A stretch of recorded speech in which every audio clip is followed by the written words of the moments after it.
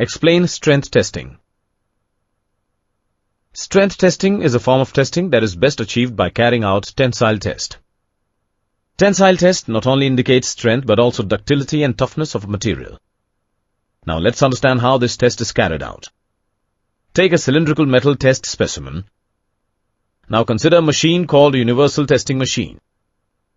Fix the cylindrical specimen in the testing machine in such a manner that it gets firmly attached. Now bring screwed holders close to the specimen for a better grip. Now using proper computerized technique, apply elongation force on the specimen. We see that with a high amount of force, no strain is occurring in the test specimen. Now after some time we see that a neck starts to form at the middle of the specimen.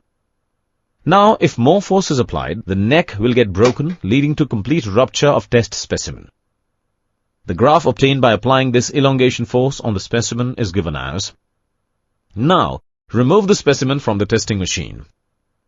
Now compare the diameter of the broken neck of specimen to that of the original specimen. This difference gives the value of strain, which is used to calculate stress on the specimen. This stress helps to provide the strength of the specimen. Thus, with the tensile test, we got to know the strength of test specimen.